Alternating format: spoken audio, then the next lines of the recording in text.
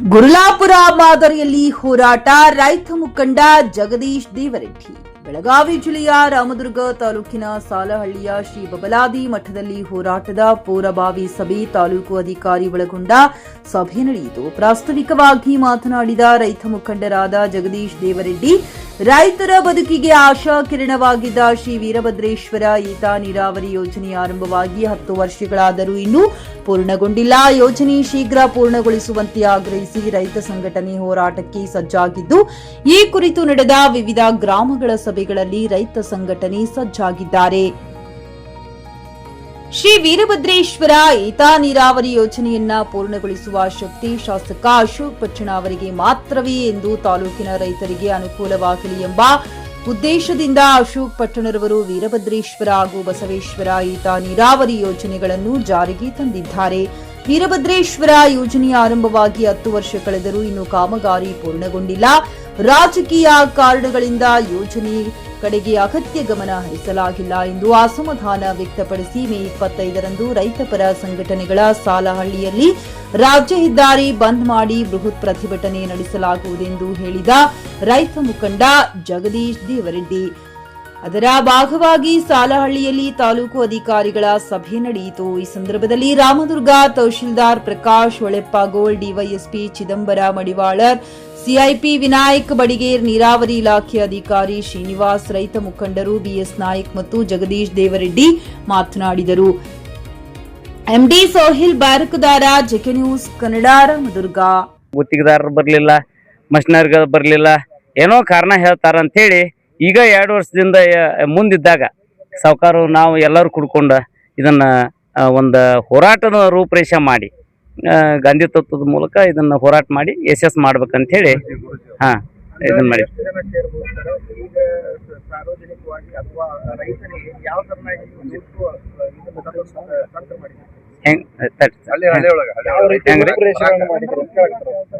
Sir ನೋಡ್ರಿ, ಇದನ್ನ ಒಂದ ಮಾತನಾಗ ಹೇಳ್ಬೇಕಂತಂದ್ರ ನಮ್ಮ ರಾಜ್ಯಾಧ್ಯಕ್ಷರ ಚುನಪ್ಪ ಪೂಜಾರಿ ಅವರು ಮತ್ತು ಶಶಿಕಾಂತ್ ಗುರೂಜಿ ಅವರು, ತಾಲೂಕಿನ ಎಲ್ಲಾ ಮಠಾಧೀಶರು, ತಾಲೂಕಿನ ಪಕ್ಷಾತೀತ ನಾಯಕರ ನೇತೃತ್ವದಲ್ಲಿ ನಾವು ಅಂಕಿ ಸಂಖ್ಯೆ ಹೇಳುದಿಲ್ಲ. ಗುರ್ಲಾಪುರ ಮಾದರಿ ಒಳಗೆ ಎಷ್ಟು ಜನಸಂಖ್ಯೆ ಕೂಡಿತ್ತು ಅಷ್ಟು ಜನಸಂಖ್ಯೆ ಇಲ್ಲೂ ಕೂಡ್ತೈತಿ. ಯಾಕಂತಂದ್ರ ನಾವು ಉತ್ತರ ಭಾಗದವರು, ಈಗ ರಾಮದುರ್ಗದ ಉತ್ತರ ಭಾಗದವರು ಬರಗಾಲದಾಗ ಹುಟ್ಟಿದವರು. ಇದು ಜೀವ ಜಲ ಇದೆ, ನಮ್ಗೆ ಅವಶ್ಯಕತೆ ಐತಿ. ಅದಕ್ಕೇನೈತಲ್ಲ, ಗುರ್ಲಾಪುರ ಮಾದರಿ ಒಳಗನ ಅಷ್ಟೇ ಜನಸಂಖ್ಯೆ ಕೂಡ್ತೈತಿ ಅಂತೇಳಿ ನಮ್ಗೆ ಆಶಾಭಾವನೆ ಐತಿ.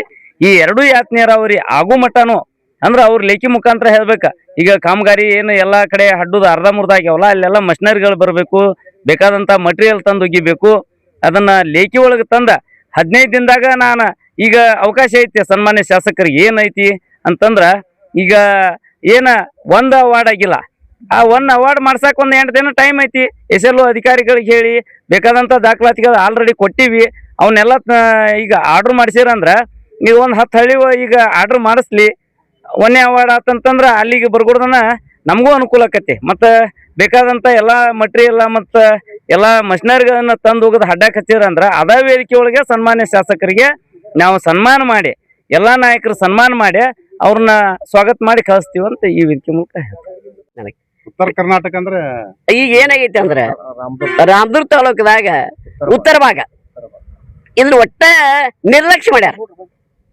ಅದಕ್ಕೆ ಇದು ರೈತರು ಎಲ್ಲಾರು ನೋಡಿನ ನಾವು ಎಲ್ಲ ಕೇಳಿ ನೋಡಿದ್ವಿ, ಹೇಳಿ ನೋಡಿ, ಒಬ್ಬೊಬ್ರು ಹೇಳಿ ನೋಡಿದ್ರು, ಏನೋ ಆಗ್ಲಾರ್ಕ ಇದು ಇದು ಸತ್ಯಾಗ್ರಹನ ಬರೋಬ್ಬರ ಹಾದಿ ಅಂತೇಳಿ ತಿಳ್ಕೊಂಡ ಎಲ್ಲ ಈಗ 52 ಹಳ್ಳಿ ಭಾಗದ ಜನರು ಎಲ್ಲ ರೈತರಿಗೆ ಭೇಟಿಯಾಗಿ ಬಂದಿವಿ. ಮತ್ತೆ ಬರೀ ಮನ್ಯಾಗ ಕೂತ್ ಹೇಳಿಲ್ಲ, ಅವ್ರ ಊರಿಗೆ ಹೋಗಿ ಅವ್ರನ್ನ ಎಚ್ಚೆತ್ಕೊಂಡು ಹಿಂಗಾದ್ರೆ ಹೆಂಗೆ ಮಾಡಪ್ಪ, ಇದು ಸ್ಟ್ರೈಕನ ಯೋಗ್ಯರಿ ಅನ್ನುವಂಥ ಒಂದು ವಿಚಾರ ಮಾಡಿದಾಗ ಜನರು, ನಾವು ಹಿರಿಯರು ಈಗೇನು ಇದರ ಪಕ್ಷ ಎಲ್ಲ ನಾ ಅಗದಿ ಅಸಲಿ ಕಾಂಗ್ರೆಸ್ ಮನುಷ್ಯನ 47 ವರ್ಷ ಆದ್ರೂ ಬಿಟ್ಟಿದ್ದು ಈ ರೈತರ ಸಲುವಾಗಿ ನಿಂತು ಬಿಟ್ಟಿವಿ.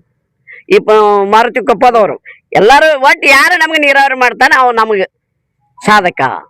ಇದು ಒಂದು ವಿಚಾರಕ್ಕೆ ನಿಂತೀವ್ರಿ. ಈಗ ಏನಾಗೈತ್ರಿ, ಹಂಗ ಬಿಟ್ರೆ ಇನ್ನು ಮುಂದಿನ 28ಕ್ಕೆ ಒಂದು ಎಲೆಕ್ಷನ್ ಏನಾರು ನೆವ ತರ್ತಾರ.